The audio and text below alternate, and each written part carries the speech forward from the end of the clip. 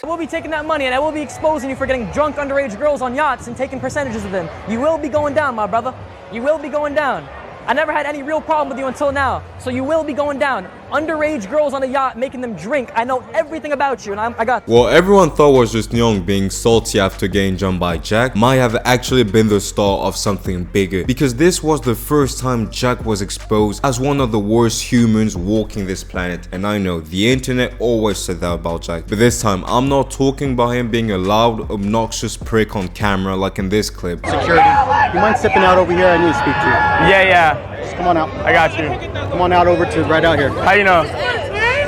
Excuse me, what's your issue? Wait, where's the Super Mario? Oh my god, that girl just passed out. Where? Oh, she just passed out. What the f? Bro, I need you to move over there. Wait, she just passed out. We'll get somebody over there. What the hell? Sir, Wait, she just passed out. Yo, what the f? Wait, Yo, she's dead ass on the floor right there. She's passed out. Sir, You don't give a f. Care more about over there. nothing. We're talking about things that could get him a full-time guest spot on the next season of Beyond Scared Straight, because recently his ex-girlfriend McKinley Richardson went on a podcast and basically exposed Jack Doherty as the white Diddy. But before we get into Jack Doherty's deserved downfall, we gotta understand the dynamic between these two, because once upon a time they were the internet's Bonnie and Clyde. As you know, gang clip has become a cheat code to fame. People will literally do the most vile, humiliating things just to have a random Twitter page post them. And one of the kings of that bad publicity is good publicity mindset has always been Jack Doherty. Every time you saw his name online, it was tied to something you'd only expect to see in a Black Mirror episode. And every single time, McKinley was right there. When Jack tormented people for content, she laughed. When he scammed fans with a crypto coin, she stood by him. She wasn't just his girlfriend, she was his audience. And don't get it twisted, she wasn't trying to make the internet a better place either. She was promoting her OF to kids. Are you guys following me? Yes. You are? Could we show proof? Oh, she has the phone? Well, I already know that they do because they came up to me, right? Yes. You guys watch my video? Yes. Perfect. So they already know what to do, and I'm gonna give you my credit card. Okay. That sound good? Yes.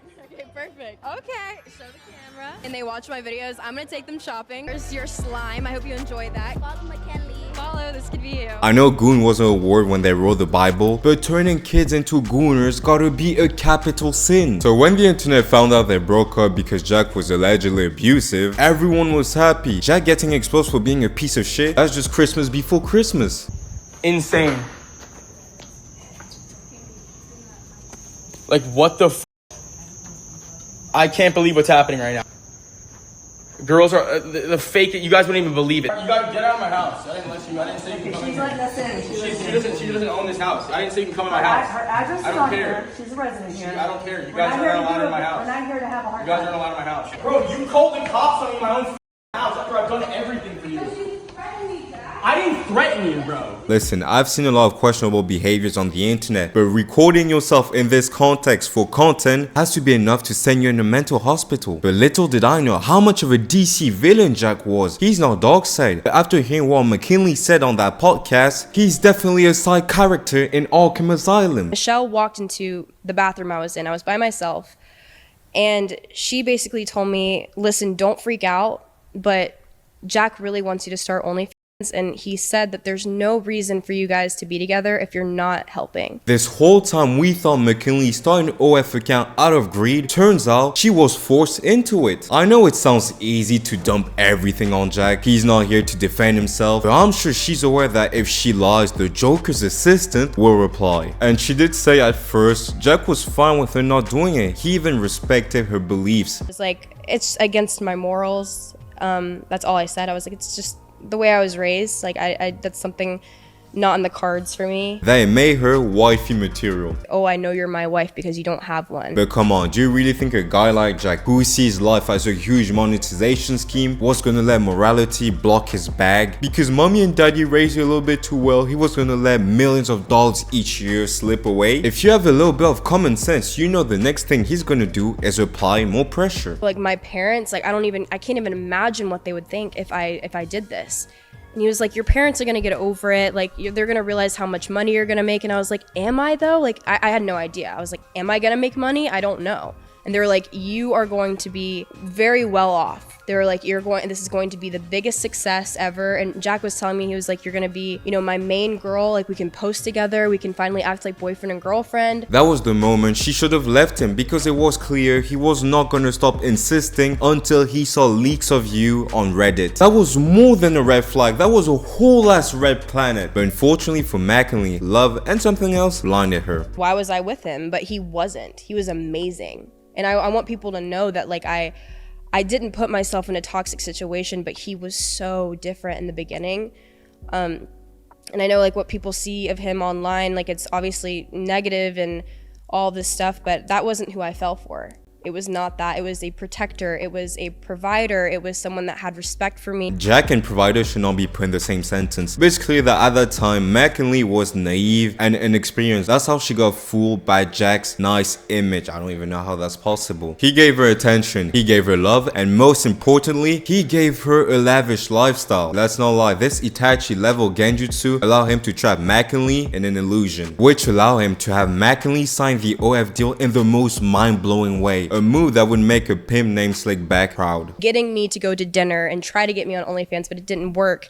Now it's an ultimatum. He wanted me, when he realized he didn't have the control over me when it came to other people and like what they could say, he realized that he did need to create an ultimatum for me. I woke up and that morning he had a contract in hand and he told me to sign it. I didn't even have the opportunity to talk to my parents about it, but I didn't even have time for that or for any legal representation. He gave me the contract and he basically just said sign it. I read through it and I didn't like how it said, he owns all of my social media accounts, because again, I had a following. I had 500,000 followers on TikTok. I had over 100K on Instagram. That was something I had built for years, and that was something that I held very close to me. So I was like, I just want to make sure, like, in this contract, do you actually own all of my accounts, even the ones that I have? And then he was like, no, the contract means nothing. Like, we can change anything, but it's whatever, just sign it. So I signed it. And then first words that came out of his mouth were, you're now Jack Doherty's girlfriend. Look, sometimes love makes you blind, but sometimes we gotta call stupidity. I could have 10 bottles of tequila in my blood and I will still not sign the contract without reading it. Jack told you the contract didn't mean anything and that was enough for you to sign it. A sane person would have asked, why is there a contract in the first place? The dude makes you sign something that gives him access to all your accounts, money, everything, turning you into his property. But you don't see any issues with that? Not even SpongeBob would fall for that. Do I think McKinley lied about her values? No. But do I think money and comfort made her silence that little voice in her head? Absolutely. And Jack knew that too. When we make those videos talking about those people, it's not because we're jealous of their success and we hate them. It's because we know how rotten of human beings they are. If you like the type of content that exposes or mocks internet culture or what happens in our society, then consider hitting that sub button. Plus, if you do, I'll appear on Beyond Scared Straight as a shrink. Jack can't put those kids on the right track, so someone has to do it. Now, here's where the story goes from toxic boyfriend to literal supervillain. Because power and money made him so unhinged, he was willing to have the people around him on substance to turn them into thumbnails with pulse rates. When I went there and we went to the new house and he started filming more, his way of success was Adderall. And he would always make jokes about that. He would give it to his employees. He would say, you'll work better if you take this, you'll be more sharp, you'll be more efficient, like you said. Like he really tried to get a lot of his employees on it because they were doing exactly what he was doing. He needs his filmer to be on Adderall. He would want the people he's working with to be on the same page because you're just like go, constant go. If you don't know what Adderall is, it's basically prescribed speed. People take it for focus, but abuse it and you're done. If Jack did that to himself, I wouldn't care. But making others live off pills just to keep up with his content schedule, that's straight up exploitation. I'm not proud of it at all, but I had a horrible addiction dating him because of him telling me I needed to keep up with him. And also it's like when Jack's face is somewhere, I was always there. I had to keep up with him through a very long period with just not eating and just waking up and taking alcohol. And I weighed 140 pounds when I moved down to Florida. I wasn't eating for like a week at a time. Like I was just not hungry. I was stressed out. I was depressed. They did have the possibility to say no, but they were young and blinded by what was in front of them, which was a private jet. The same way a crackhead would sell his kid for a hit, he knew those young adults would sell their souls for luxury. That's why he didn't care about crashing a golf cart with McKinley in it. One of them being he flipped an entire golf cart on top of me on purpose, and it was for a clip. I know that because he was trying his best to flip it. And you can see in the footage, the only thing that he was looking for was the camera to see if they got it. Or just like the time McKinley got robbed, and instead of turning off the camera and taking care of her like any decent human being would do, he saw it as the perfect opportunity to have his name trending on Twitter. And I was like, please shut the cameras off. Like, I cannot, like, please take me off this camera. And he refused. He refused to shut off the camera. He refused to stop his live stream.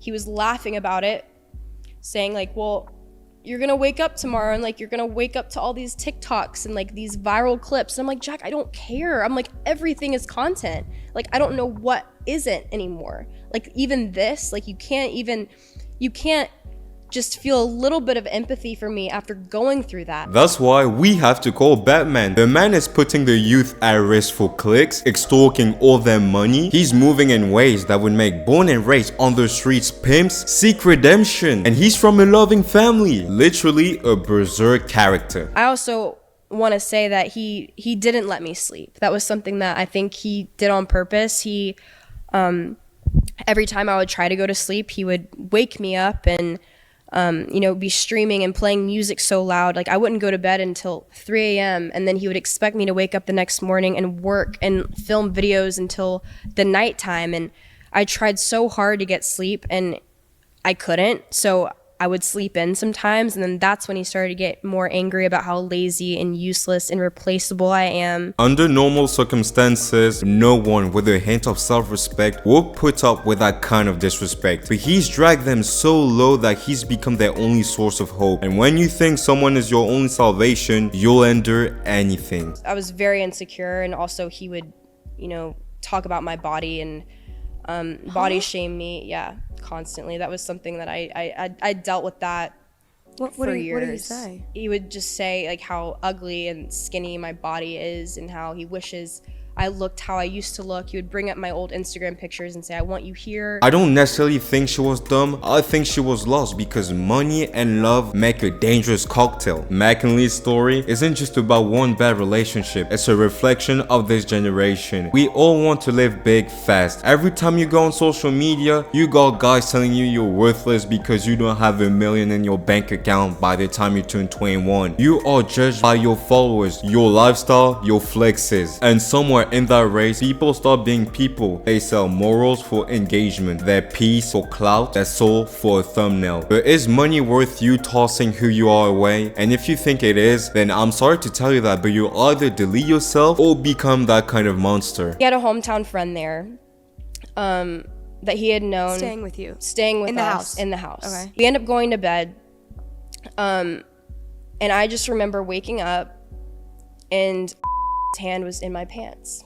I was in the middle of him and Jack. We are humans. We need a bigger sense of direction than pouring Grey Goose on a watch. So yeah, maybe McKinley was dumb, but she's also a product of a world that rewards stupidity if it's shiny enough. And Jack, he's what happens when you take that world and remove the last bit of empathy. But it seems like things are changing for him because he doesn't seem as untouchable as he used to. Because this weekend, he went to TwitchCon, and I think this man understood that the little amount of motion that he had is now gone. This girl walking around saying, what would you do for Jack Doherty, all this stuff. Bro, no one, no, and what look, did you say? And I said the same thing I'm doing right now. You said I'm I'm in your face right now. Shit, boy. You ain't do shit. I'm not gonna fight you though. There's no point. I'm not that mad. But I'm in your face though. You wouldn't touch me. I just did. Like you wouldn't touch me. No, I'm not gonna fight you. What does that get? That's what you wouldn't do need. anything. That's what you need. You're a baby. You would not do shit. I'm a touch baby. me. But I know for a fact you wouldn't put your hands on me. Bro. I got the gloves. You're gonna get banned on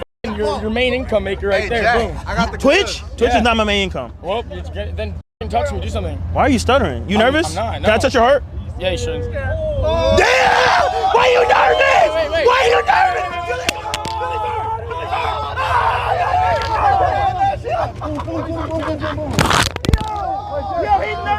No, he's not. Feel it. Feel it. Look.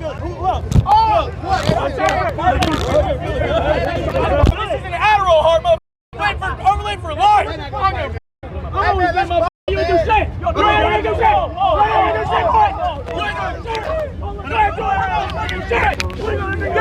Even his security guard was like, brother, you are getting cooked in a way I can't do anything. This isn't high school. Money and clout doesn't make you replaceable. If these allegations are true, he deserves whatever comes to him. Just like his soulmate, Johnny Somali. But that'll be all for today's video, guys. Let me know what you think in the comment section, because I did not expect Jack to be that big of a monster, if it's true.